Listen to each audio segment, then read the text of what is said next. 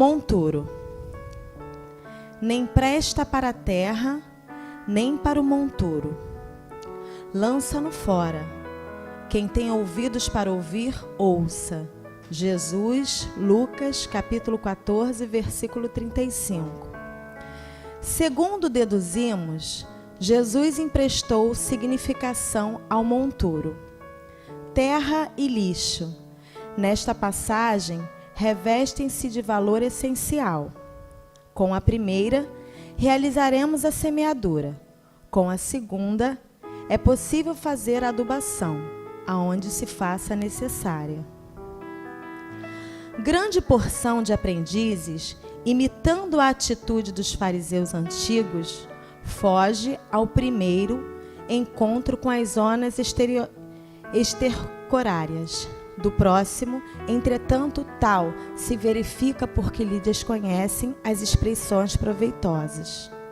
O Evangelho está cheio de lições nesse valor do conhecimento iluminativo. Se José da Galileia ou Maria de Nazaré simbolizam terras de virtudes fartas, o mesmo não se sucede aos apóstolos que, a cada passo, necessitam recorrer à fonte de lágrimas, que escorrem do monturo de remorsos e fraquezas, propriamente humanos, a fim de fertilizarem o terreno empobrecido de seus corações. De quanto adubo dessa riqueza precisam Madalena e Paulo, por exemplo, até alcançarem a gloriosa posição em que se destacaram. Transformemos nossas misérias em lições. Identifiquemos o monturo que a própria ignorância amontoou em torno de nós mesmos. Convertamo-lo em adubo de nossa terra íntima e teremos dado razoável solução ao problema de nossos grandes males.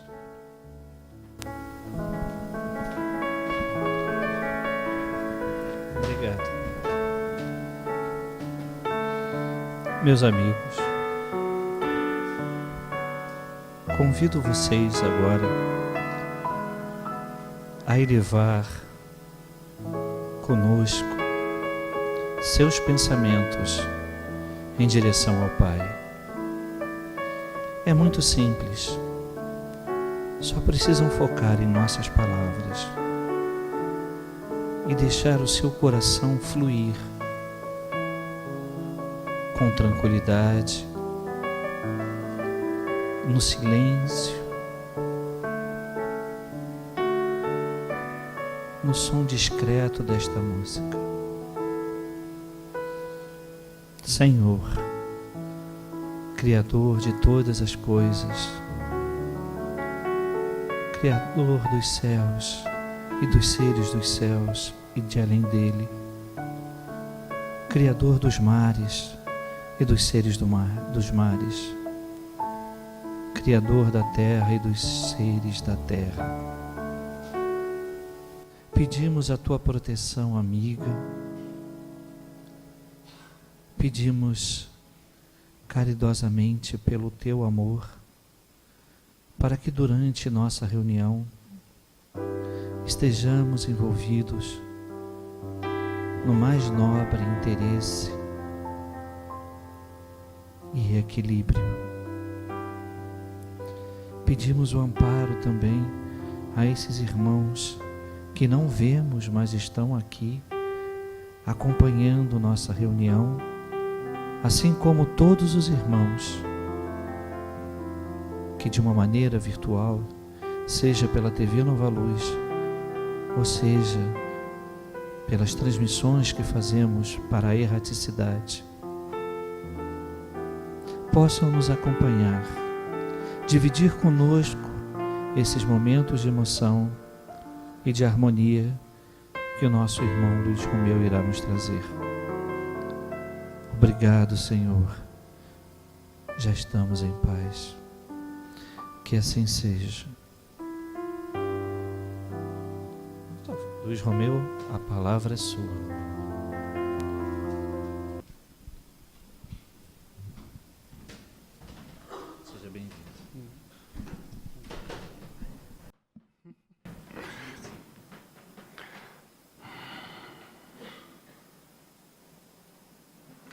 Com a graça de Deus, de Jesus, boa noite, queridos irmãos. Como sempre é um prazer estar aqui, sempre é um prazer. Nós que fazemos parte aqui também da casa, também somos um dos trabalhadores. Não estamos aqui durante a semana, mas aos sábados agora está com uma pausa, né, do Jesus cuidando de vocês. A gente fica aqui também junto com a Yasmin e com os amigos aqui queridos. Então, estar aqui nessa casa para mim é um prazer enorme, muito grande, é muita satisfação, é muito amor estar aqui. E a gente olha para os rostos queridos, olha para né, a gente se completa nos abraços, nas tarefas que cumprimos todos juntos. Então, estar aqui e falar do Evangelho também é é muito gratificante também. Porque o Evangelho de Jesus, né, se a gente reparar aqui no Evangelho segundo o Espiritismo, é o Sermão do Monte. O Sermão do Monte, que foi a mais bela oratória de todos os tempos, em que Kardec pega ali e pega termo por termo e vai dissecando. E hoje nós vamos falar sobre bem-aventurados os pobres de espírito. O que seria isso? Por que Jesus faz essa sentença? Por que ele diz isso? E nós temos assim, quando a gente olha, o pobre de espírito, por que Jesus diz bem-aventurado o pobre de espírito? Muitas vezes a gente tem como se fosse tivesse uma conotação negativa, nesse termo, que a gente tem que ser rico de espírito. Mas para a época, porque tudo que Jesus falava a gente tem que transportar para o momento que foi dito, que senão as coisas se perdem, perdem o sentido. Hoje mesmo, se a gente, nas nossas conversas, se daqui a 1000 anos pegarem alguma coisa que a gente conversar hoje, se as pessoas não tiverem, não colocarem no sentido que nós utilizamos hoje, para elas vai ficar meio sem sentido aquilo que nós vamos falar, aquilo que nós vamos produzir. Então, tudo aquilo que a gente pega no Evangelho, a gente também tem que ter esse cuidado de transportar para a época, saber o que queria dizer. Muitas vezes, na Bíblia mesmo, algumas palavras, porque coisas eram ditas no aramaico, e o aramaico ele tinha vários significados. Então, algumas coisas ficam meio sem pé, sem cabeça, e se a gente não tiver a chave para poder desvendar, para poder saber aquilo que está sendo dito, a gente vai ficar um pouquinho sem o sentido. Jesus, quando ele pega ali a expressão pobre de espíritos, porque aqueles que eram os doutores da lei, e eles, aqueles que eram letrados, a maioria da população naquela época não tinha o conhecimento, não tinha o estudo, não tinha escrita. Então, era praticamente a escrita era exclusiva de poucas pessoas. Poucas pessoas. Então, eles dominavam e eles se tratavam todos os outros como pobres de espíritos e eles ricos de espírito, porque eles tinham conhecimento e eles ditavam as normas.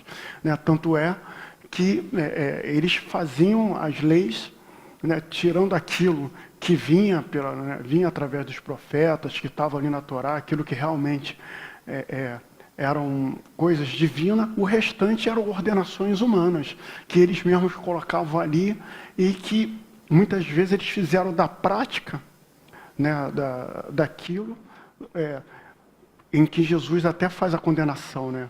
Ele diz que não é o que entra na boca, que é a questão do lavar as mãos. Aquilo dali era uma prática totalmente humana, coisa que a gente, logicamente, uma questão de saúde colocada ali, porque tudo ali estava,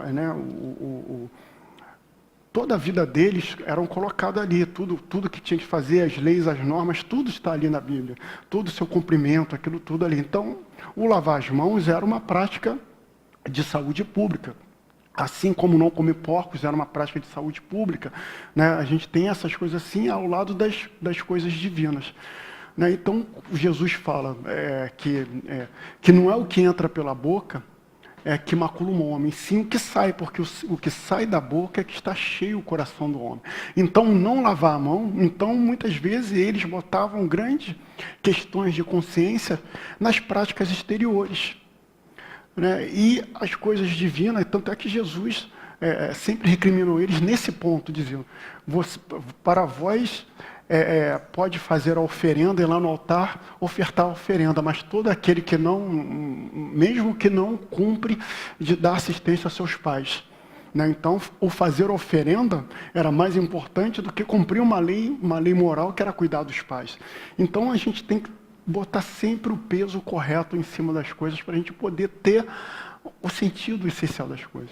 Então, os pobres de espíritos eram os simples, os humildes, aqueles que viviam uma vida simples. Os ricos de espírito eram eles, aqueles que tinham conhecimento, aqueles que sabiam, que tinham conhecimento das coisas, aqueles que tinham bens, aqueles que tinham... Então, esses eram... Então, Jesus faz uma alusão a isso. Ele diz, bem-aventurados os pobres de espíritos. Né?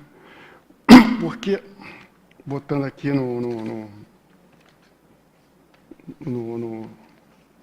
bem-aventurados os pobres de espírito, pois deles é o reino dos céus, que está em Mateus capítulo 5, versículo 3. E hoje em dia, né, até bem pouco tempo atrás, todos ficavam fazendo essa questão assim, bem-aventurados os pobres de espírito. Eu quero ser rico de espírito e não pobre de espírito, sem saber, como a gente falou, essa chave que Jesus falou. Mas se a gente transportar para os nossos dias atuais, quantos que ainda continuam na sua prática, essencialmente, sem dar atenção no que diz o Evangelho, sem dar atenção no amor ao próximo, na caridade, que é aquilo que o Evangelho vem dizendo para a gente. Né? A gente continua tendo hoje ainda os ricos de espírito, na acepção que tratava antigamente, na época de Jesus, porque se a gente vê hoje, nós estamos vivendo aqui, especialmente, né, no nosso estado, né, um momento assim muito complicado, muito difícil, com a violência e tudo mais. Né? Então, vez por outra acontece uma tragédia, né, e desencarna algum jovem, né, e quando a gente percebe a entrevista dos pais, o que sai da boca deles? O que a gente vê? Logicamente que a perda de um filho para os pais, para uma mãe, então, é algo muito doloroso, é algo muito difícil. Tanto é que a carta para as mães que o Chico Xavier trazia era o trabalho que ele mais gostava, que era o trabalho de consolo para as mães, porque era o momento em que dava o atestado da continuidade da vida, que ela não perdeu o seu filho, ele só mudou do plano espiritual. Né, ele só mudou do plano físico para o plano extrafísico. Então, né, é um momento muito duro e o que o Chico gostava era o trabalho que ele mais gostava.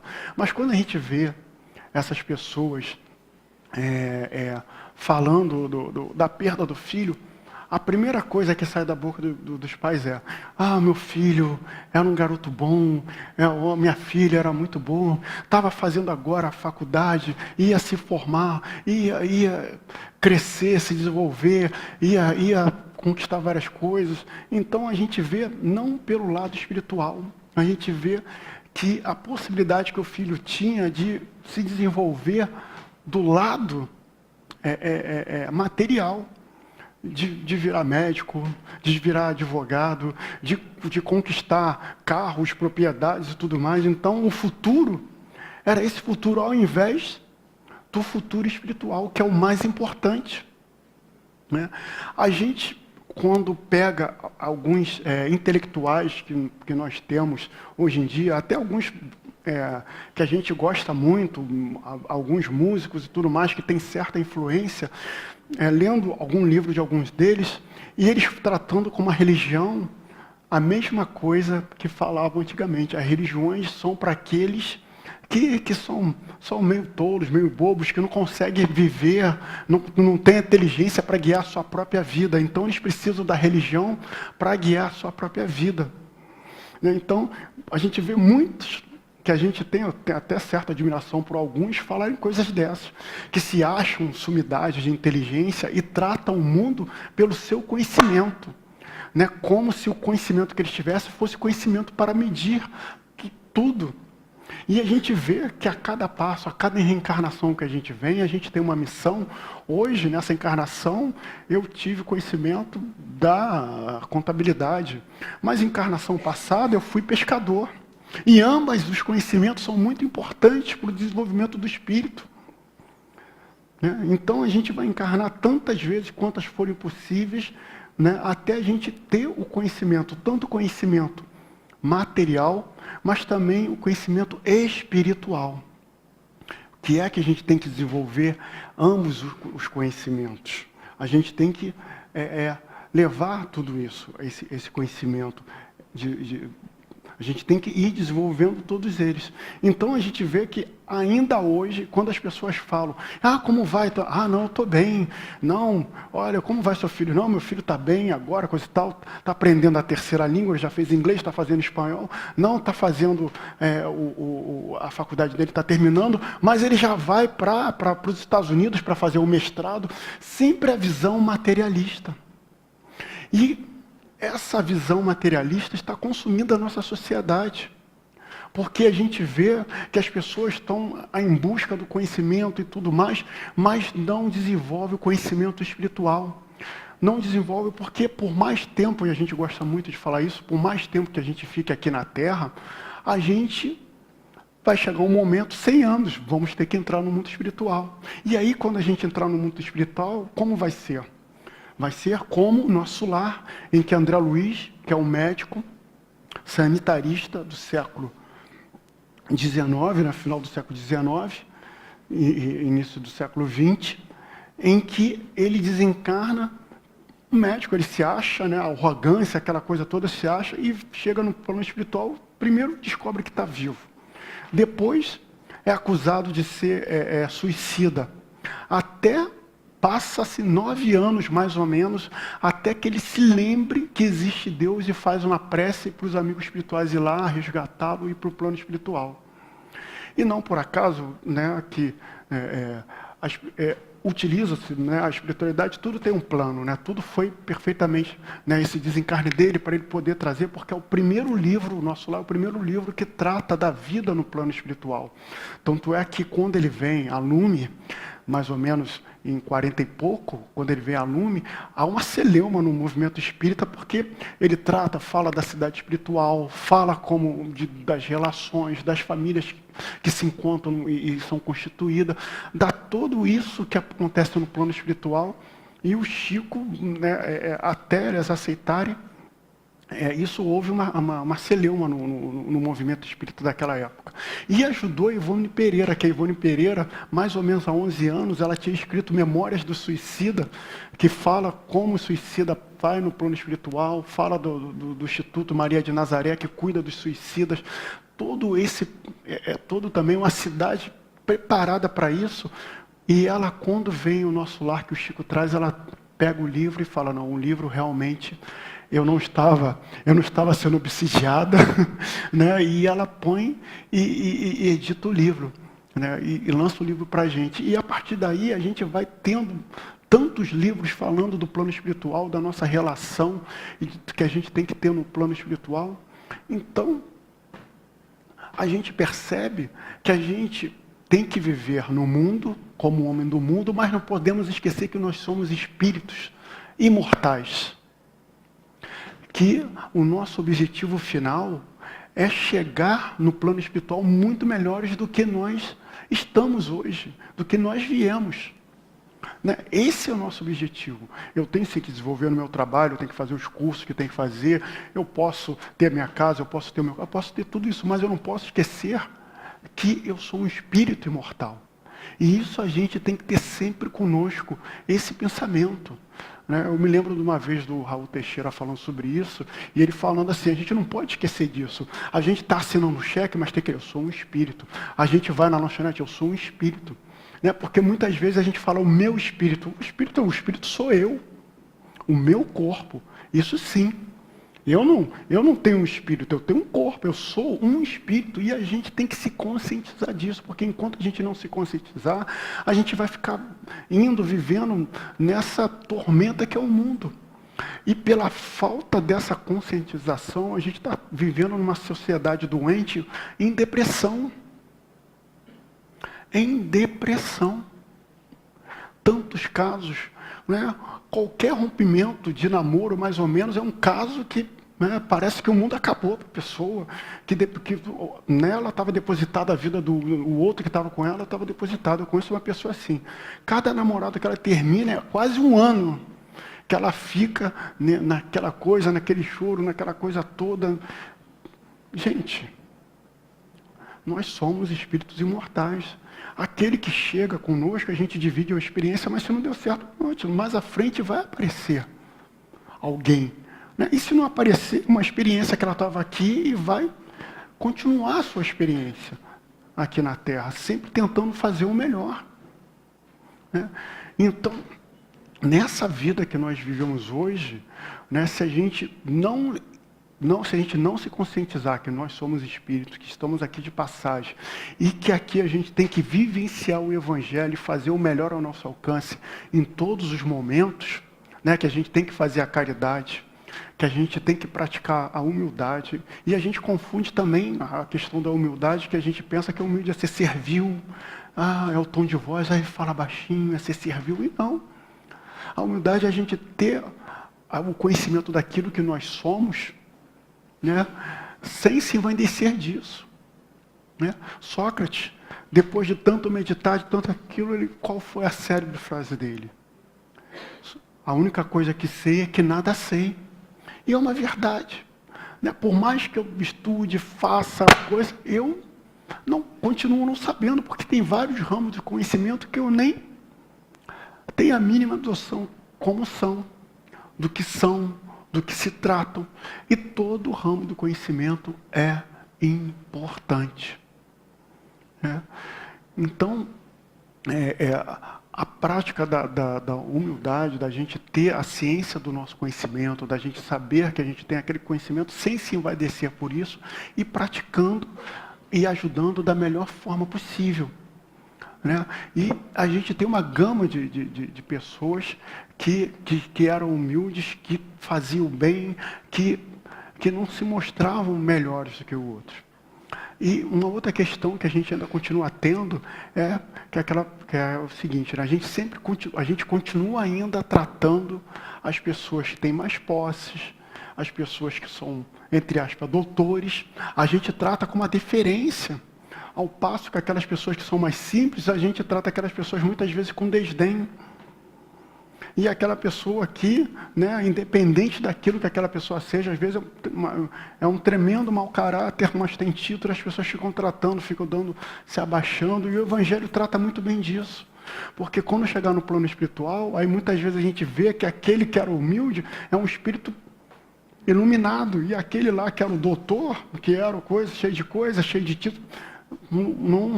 espiritualmente estava muito abaixo. Tem um livro, a gente está mais um livro, Voltei, né, que é uma história interessante esse livro, que eu voltei, o Frederico Figner, que foi dono da Odeon, foi um empresário, trabalhou na FEB, né, foi secretário, acho que foi vice-presidente da FEB, Federação Espírita Brasileira.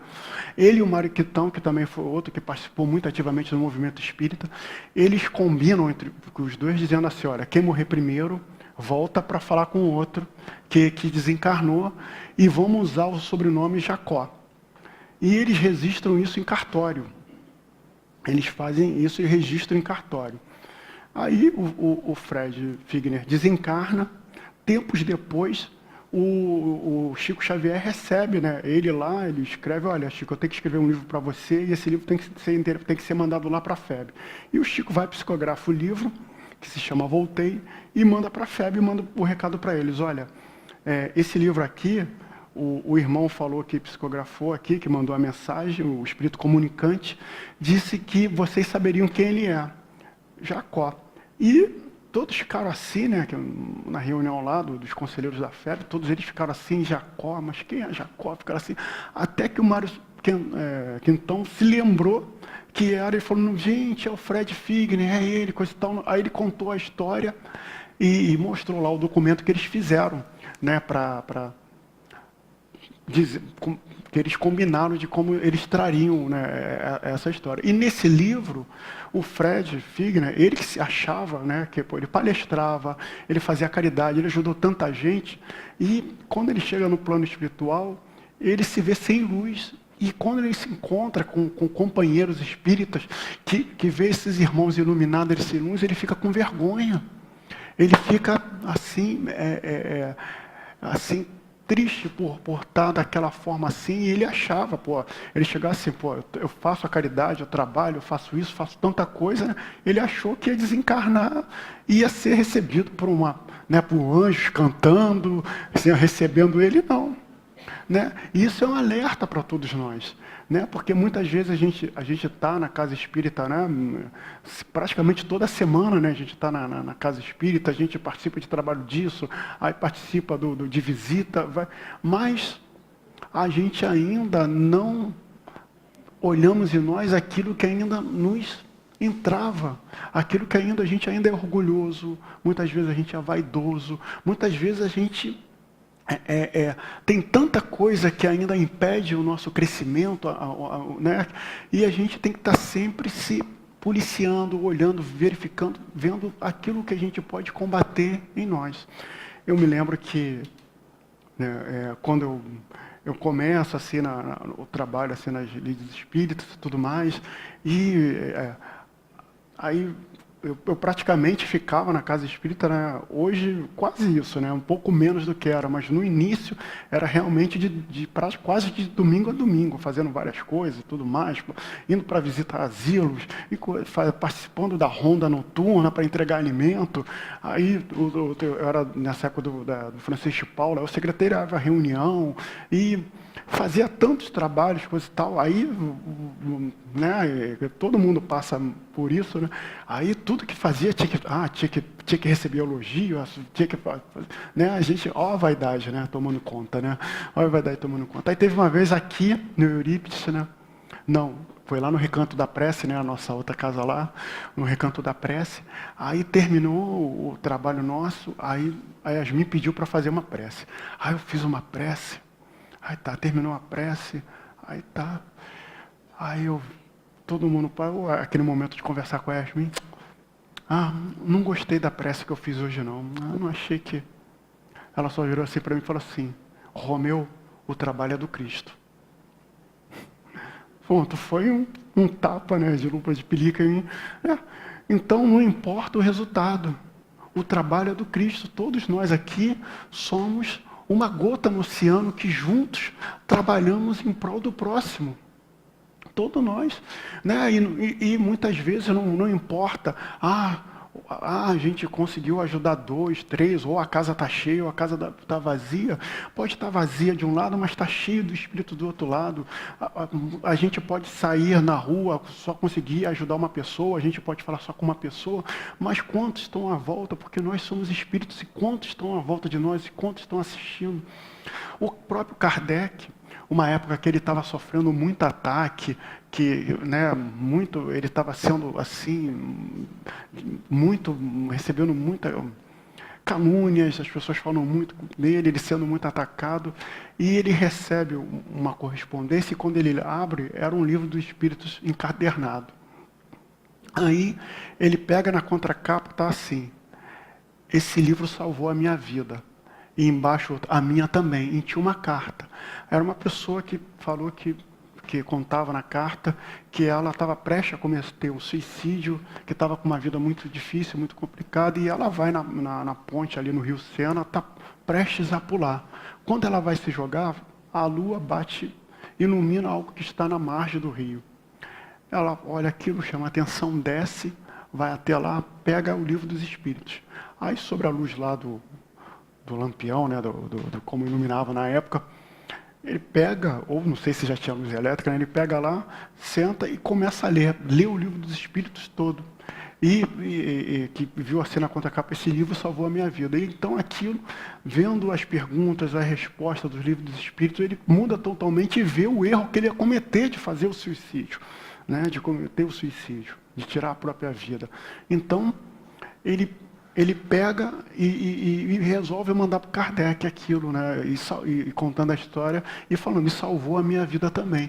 Então, Kardec, naquele momento, ele fala o seguinte: a doutrina dos Espíritos, ela pode não servir para mais nada, mas ao menos já salvou 2 vidas. Então, é o mais importante, né? Como diz, toda religião é boa, aquela que transforma um homem num homem melhor. Né? Numa pessoa melhor, né? Para a gente não ficar falando nome, né? Numa pessoa melhor. Toda religião é boa, aquela que transforma uma pessoa numa pessoa melhor. Então, o que nós queremos? Que nós sejamos os pobres de espíritos de hoje. Que nós sejamos humildes, sabemos da nossa pequena condição, do nosso pequeno conhecimento, né? Das ferramentas que nós temos, daquilo que a gente tem em mãos para podermos fazer a ajuda ao próximo. Vamos utilizar isso, né? Dá aquilo que a gente tem. Dá aquilo que a gente tem da melhor maneira possível. E não se importar com o resultado. E não se importar que nos chame de tolo. Ah, aquele lá está perdendo a vida. Toda sexta-feira está lá no estudo do centro, em vez de aproveitar de sair. Sábado de manhã está lá, domingo está lá. Fique na vida e graças a Deus a gente continua aqui. Né? Vamos continuar, vamos deixar falar, vamos deixar zombar, vamos deixar que os inteligentes, aqueles que são, deixe que eles continuem, né? Dando as suas opiniões, gerindo o mundo da forma que eles querem. Porque quando chegar no outro lado, cada um vai responder segundo as suas obras. E que as nossas obras sejam cheias de frutos, para que a gente possa colhê-los, né? Que a gente possa chegar lá, encontrar com o nosso mentor, com o nosso amigo espiritual. Né? A gente não vai ser um Bezerra de Menezes que vai chegar, vai ter uma multidão a aplaudir. A gente tem certeza disso, sabe da nossa condição. Mas se a gente chegar de lá, já não tiver o obsessor tacando pedra, querendo pegar, já vai ser bom. Né? Se não tiver isso, se não tiver isso, já vai ser bom. Né? Se a gente chegar no plano espiritual e não ter esses irmãos assim. Né? E a gente vai lembrar do Chico Xavier. A gente não pode falar as palestras sem mencionar o Chico. Né? Do Chico, do Humberto de Campos, quando ele começa a psicografar Humberto de Campos, e a família do Humberto de Campos entra na justiça para cobrar os direitos autorais, né? Já que é o Humberto de Campos que estava trazendo, né, alguns livros através do Chico, a família entrou na justiça. E quando o Chico recebe a notificação da justiça, ele fica temeroso, né? Ele começa a falar, ai meu Deus do céu, vou ser preso. Aí fica ali, o Chico começa a fazer um martírio, né? Eu vou ser preso, aquela coisa toda. Aí vem o Emmanuel para ele e fala assim, Chico, você é galho muito frágil ainda na árvore do Evangelho para passar por essa prova de ser preso. Aí eu fico pensando, se o Chico é um galho muito frágil, eu sou o quê? Né? Eu vou ser o quê? Eu acho que nem semente eu sou. Né? Se o Chico é um galho, olha, né? O Chico Xavier aqui, 400 e poucos livros, né? Tantas psicografias, tantos trabalhos, em tanta, né? Acabou sendo para nós aqui no Brasil, né? Ele praticamente continua a doutrina espírita, né? Porque no desencarne do Kardec, em que o movimento espírita ainda está na França, e aqui no Brasil começam os primeiros movimentos, né? E o Chico vem e ele dá um impulso para a doutrina com seus livros, com as suas mensagens e tudo mais. E lá na França, eles continuam no conceito somente de fazer as práticas mediúnicas, né? Então, eles continuam somente nas práticas mediúnicas, tanto é que eles cobram, né? E a gente vê claramente que dá de graça aquilo que de graça você recebe, então a mediunidade tem que fazer totalmente de graça em prol. Então o Chico continua o trabalho e isso faz com que a doutrina espírita floresça aqui no Brasil, ela ganhe essa pujança e ela continue. E hoje, agora a gente pega essas mudas da árvore que foi transplantada de lá para cá e essas mudas estão indo de volta para o mundo inteiro, através daqui, graças ao nosso querido Chico Xavier. Né? Graças ao seu trabalho intenso, ao seu trabalho de amor, né? Que mostrou para a gente como é ser humilde. Que tantas vezes as pessoas, né? Lembrando dele outra história que vem assim para a gente agora, de uma moça que virou para ele, Chico, descobri o que eu fui na minha encarnação passada. Eu fui jogado aos leões, lá em Roma. E você, Chico, você sabe o que você foi? Eu, Chico, eu era a pulga que estava no leão, na orelha do leão. Né? A outra se achando uma mártir, né? Morreu pela causa do cristianismo. Né? O que o Chico podia responder? Tudo bem. Né? Se você era uma mártir, eu era a pulguinha só do leão ali. Né? Eu era somente isso. Né?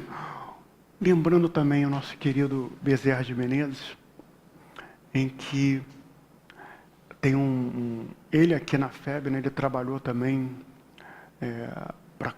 por muito tempo. E sempre ele tinha uma reunião que ele fazia, né, a explanação e depois ele abria para perguntas. Né? E tinha um amigo dele que era materialista, né, um cientista e tudo mais, em que levanta-se e faz uma pergunta se o Bezerra aceitava um desafio do materialismo e espiritismo, dizendo que ele ia levar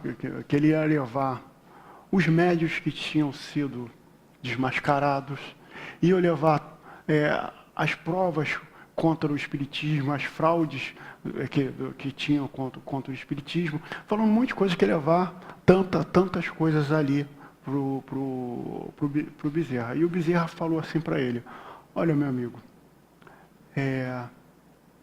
eu peço que você leve tudo isso aí, mas, gente, desculpe que essa aqui tem que ler porque é tanta coisa que o Bezerra fala que tem que, para a gente não perder aquilo. Né?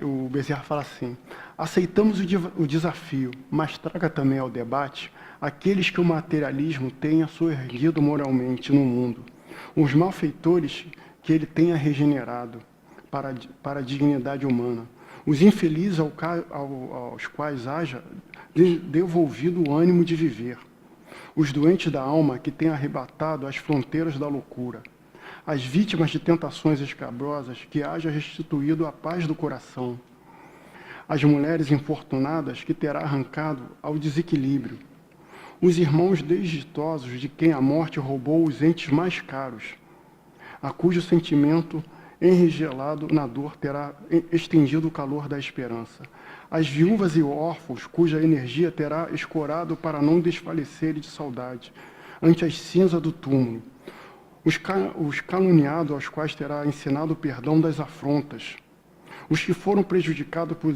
atos de selvageria social mascarados de legalidade, a quem haverá proporcionado sustentação para que ouvise os ultrajes recebidos, os acusados justamente de cujo espírito rebelado terá subtraído o fel da revolta, subtraído pelo bálsamo da tolerância, os companheiros da humanidade que vieram do berço cegos ou mutilados, enfermos ou paralíticos, aos quais terá tranquilizado com princípio de justiça para que aceite pacificamente o cunhão de lágrimas que o mundo lhes reservou, os pais incompreendidos a quem deu força e compreensão para abençoar os filhos ingratos, e os filhos abandonados por aquele mesmo que lhe deram a existência, aos quais auxiliou para continuarem honrando e amando os pais insensíveis que os atiraram em desprezo e desvalimento, os tristes que haja imunizado contra o suicídio,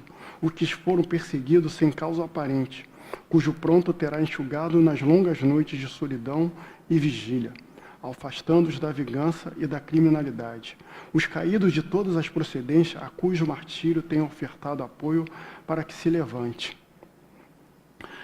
Nesse ponto da resposta, o velho lidador Bezerra de Menezes fez uma pausa, limpou as lágrimas que lhes deslizavam no rosto e terminou: ah, meu amigo, se vocês puderem trazer um só dos desventurados do mundo, a quem o materialismo terá dado socorro moral para que se liberte do cipoal do sofrimento, nós, os espíritas, aceitaremos o repto.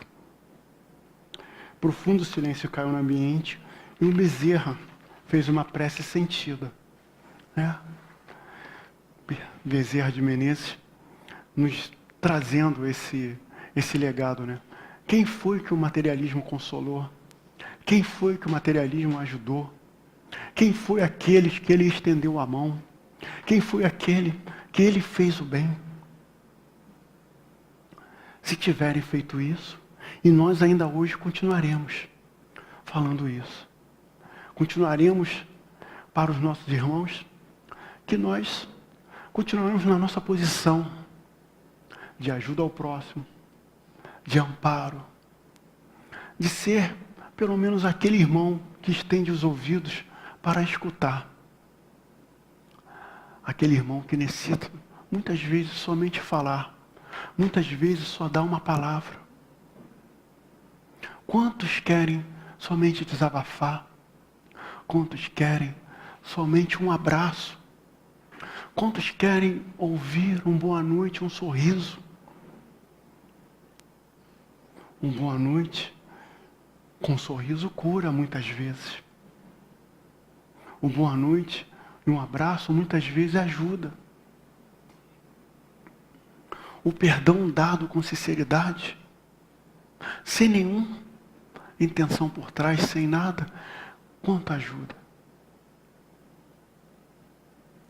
Então vamos continuar trabalhando nessas máximas. Pode ser até repetitivo, porque há mais de 2000 anos ela vem sendo dita e falada. Mas continuaremos falando até um ponto em que nós não mais escutaremos pelos ouvidos, mas sentiremos em nosso coração. Continuaremos trabalhando pelo bem, enquanto ainda estivermos aqui, enquanto houver tempo. Porque enquanto estivermos aqui, ainda há tempo. Enquanto Deus nos dá mais um dia, ainda há tempo. Enquanto temos mais uma hora, ainda há tempo. Ainda há tempo. Vamos continuar nesse trabalho de amor, de caridade e de amparo. Vamos continuar todos nós envolvidos pelo Mestre amado Jesus. Vamos continuar na certeza que muitas vezes o mundo vai zombar, vai nos vaiar, vai achar que somos tolos. Mas enquanto estivermos, que a nossa consciência disser que estivermos no caminho correto, a gente vai continuar plenamente no caminho correto, no amparo e no amor. Desculpa, eu só não sei, eu estou meio perdido que eu não estou enxergando nada aí. Ah, tá, ok. Obrigado, que eu estou aqui, ali está batendo a claridade, eu estou meio perdido no tempo né, em que nós estamos. Né? Então, eu quero lembrar também o Divaldo Pereira Franco, né, que já que a gente mencionou das mães, que a gente mencionou desse momento em que vivemos, né, da continuidade da vida, lembrar um caso que aconteceu com ele, em que uma senhora vai procurá-lo e vai falar com ele que ela perde um filho nessa violência que nós estamos enfrentando. Né? O filho indo trabalhar se despediu dela e passou um carro, a pessoa deu um tiro por nada. E o filho morre em seus braços. E ela foi procurar com ele e falar: meu amigo, eu vim te procurar porque dizem que você fala com os mortos. E o Divaldo, com aquele jeito dele, né? Minha irmã, mais ou menos. E conta a história para ele, e nisso vem Joana adiante para ele, e fala assim para ele: Divaldo, parabenize essa irmã que está aí. O Divaldo, pô, como assim dar parabéns para essa irmã? Ela acaba de perder o filho, como é que eu vou dar parabéns? E ela: Divaldo, parabenize essa irmã. E o Divaldo: bom, eu estou vendo pela evidência que é a Joana. Pela sintonia, é a Joana. Pela voz, é a Joana. Então, aí ele virou assim, meio acanhado. Os espíritos aqui presentes estão pedindo para dar os parabéns para a senhora. A mulher enlouqueceu, né? Como assim? Eu perco meu filho e você, mano, vai me dar parabéns? E ela fala, xinga e coisa e tal. E o Divaldo ali, né? Escutando aquele...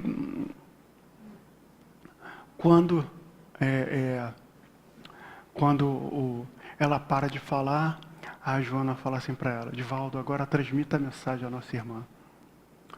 É melhor ser mãe do filho assassinado do que do filho assassino. Aquilo deu um choque nela. E nesse momento veio o filho dela. O Divaldo descreve ele era a primeira vez que ele estava vendo ela, nunca viu, então não conhecia, e nenhum dos dois descreve ele para ela. Fala algumas informações que só a mãe sabia, para ela ter a certeza que é o filho mesmo. E depois ele fala para a mãe que ele teria em pouco tempo um câncer que o consumiria em menos de 3 meses e que traria muito sofrimento para ele e para a família. Então, a providência divina, vendo que ele, nesse pouco tempo, o bem que ele tinha feito, todo o trabalho, ele recebeu o merecimento para ser abreviado, para não passar por esse sofrimento. E aí, aquela bala que facilmente, pelos protetores do irmão, seriam desviadas, não pegariam nele, por isso que não existe bala perdida, né? A bala está ali certinha para quem tem que ir, não existe essa coisa de bala perdida, né? Então seria desviado, então permitiram que a bala acertasse. E o pouparam de tudo aquilo que ele passaria, né? Então a mãe, naquele momento, desse instante, foi consolada, primeiro por saber que o filho continuava vivo, que essa separação era temporária, que mais à frente se encontrariam. O fato de saber de coisas, de você ter a certeza que está falando com ele, porque peculiaridade que só aquela pessoa poderia dar, e ela que foi procurar o Divaldo, e não o Divaldo foi procurá-la para dar nenhuma informação, é outro ponto também que a gente tem que sempre prestar muita atenção nisso, né? Então, isso dava para ela a certeza. Então, é mais uma prova para a gente reforçar aqui dos nossos estudos da noite de hoje, né, da questão do conhecimento, né, da questão da gente prestar atenção na vida espiritual, né? Porque se tomamos todos nós aqui, 2 coisas a gente acredita, né? Primeiro, na continuidade da vida. Segundo, na reencarnação, né? Ou, se tiver alguém aqui começando, vai nos nossos estudos, vai ser complementado tudo isso, né? Vai aos poucos, paulatinamente, entendendo e compreendendo isso. E no Evangelho segundo o Espiritismo, no capítulo 17, Sede Perfeito, no item 4, os bons espíritos, que trata justamente no senso do conhecimento, para a gente ter um entendimento, né, o espiritual da questão, né? Para finalizar aqui, o item 4 fala o seguinte.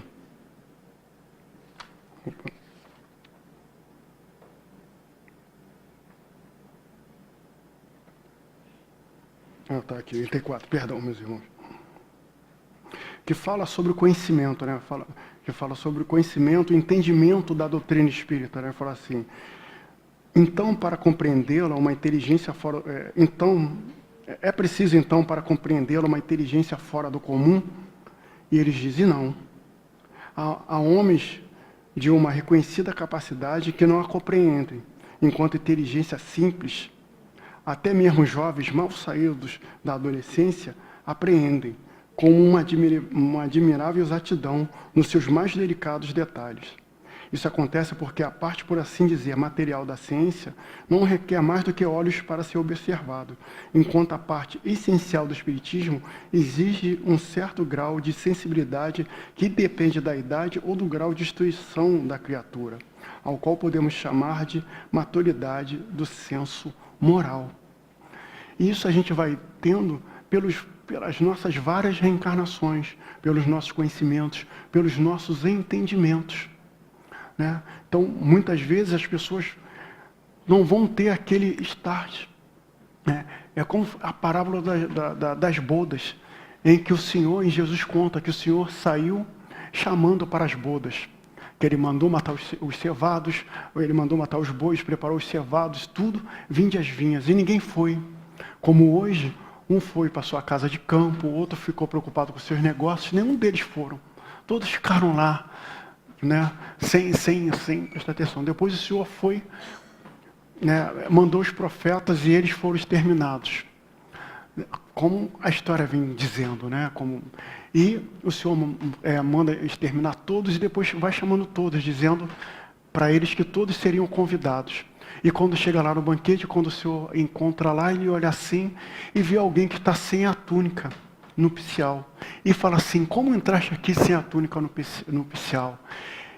E a pessoa fica em silêncio, ele diz, amarrai-o e jogai-o nas trevas para sofrer dores e ranger de dente. Porque a túnica nupcial é a pureza de coração. Então, simplesmente para entender a doutrina, para entender o Evangelho, basta a gente entrar a pureza de coração. Né? E é isso que os Espíritos veem. Todos aqueles que estão puros de coração, simples e prontos para entender, terão o entendimento, terão a compreensão de tudo aquilo que está sendo dito. Queridos amigos, chegando na parte final, né, dos nossos estudos, eu espero que tenha chegado até vocês, espero ter, né, porque a gente aqui está meramente na condição de semeador, mas aquele semeador que vai jogar semente, e essa semente vão diretamente para o coração de vocês, mas cabe a cada um de vocês adubar e regar vossos corações, porque vocês mesmos construirão tudo aquilo, vocês mesmos farão brotar que essa árvore de conhecimento, essa árvore de amor brote de vossos corações. E que a nossa querida Yasmin, que está viajando, não está aqui, eu gostaria de convidar, a gente sempre gosta de a gente fazer, ainda tem tempo?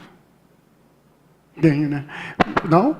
Tenho, obrigado. A gente fazer a nossa meditação, para a gente depois passar para a prece de encerramento e para os passes. Não? Eu vou pedir, vai colocar o som? Eu vou pedir para a gente sentar de forma confortável na cadeira. Vamos fechar os olhos. Vamos mentalizar a imagem mais bonita de Jesus que a gente conhece. Vamos puxar o ar pelo nariz e soltar pela boca.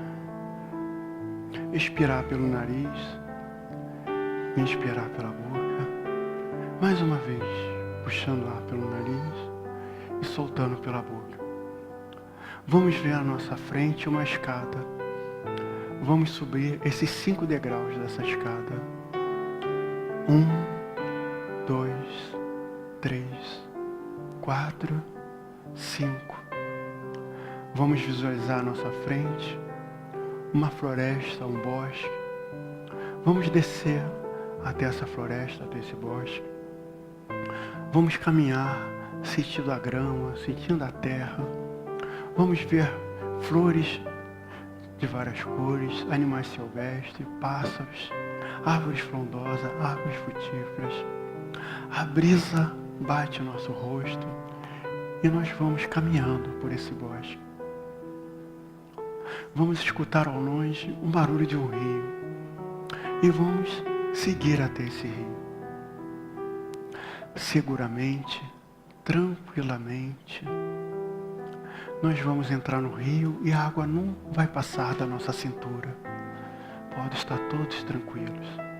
Vamos caminhando o rio acima até chegar a uma cachoeira.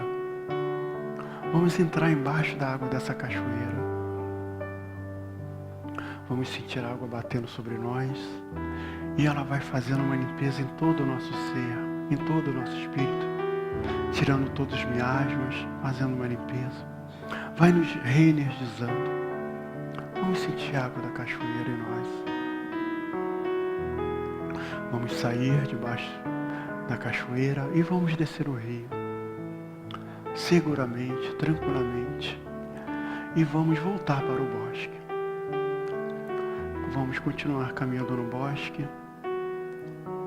e vamos ver Jesus ao longe. Jesus com seu cabelo nazareno, seus 2 olhos que são pedaços do céu, sua barba cheia e fechada, com a sua túnica. Vamos voltar a ser crianças de 5 anos de idade. Vamos correndo e vamos pular no colo de Jesus. Jesus vai nos pegar no colo, apertar contra o peito. Nós vamos falar para Jesus tudo aquilo que nos angustia, tudo aquilo que estamos sentindo. Vamos chorar se necessário for. Jesus vai enxugar nossas lágrimas com seu cabelo. Vai nos falar algo que vamos nos lembrar hoje quando saímos do corpo físico durante o sono. Vamos curtir no colo de Jesus mais um pouco. Jesus vai nos beijar a testa e vai nos colocar no chão. Nós vamos voltar ao ponto onde estávamos e vamos voltar novamente a ser adultos. Vamos contemplar novamente o céu e vamos imaginar agora alguma pessoa que a gente possa ter algo contra ela ou ela contra nós. E vamos imaginar Jesus abraçando esse irmão.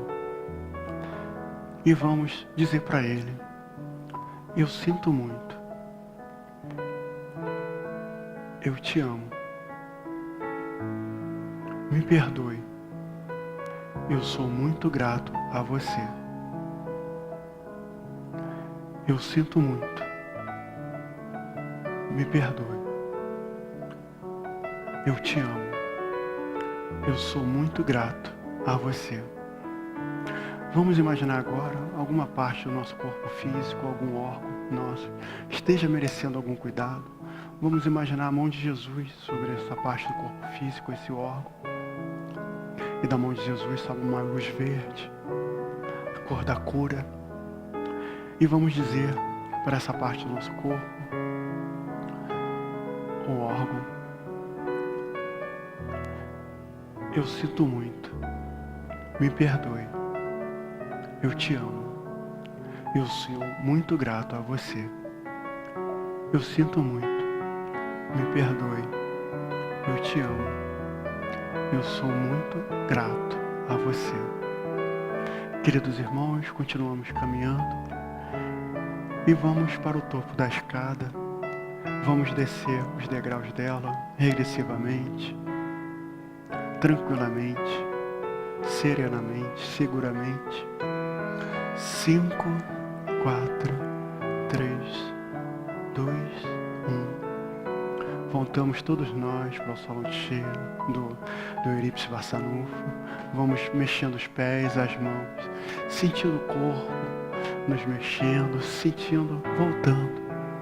Pedindo para todos abrir os olhos, para a gente sentir que estão todos aqui de volta, que ninguém ficou lá do outro lado. É muito bom estar do lado de lá, mas é necessário que vivemos a vida de cá até que o Senhor nos convoque novamente.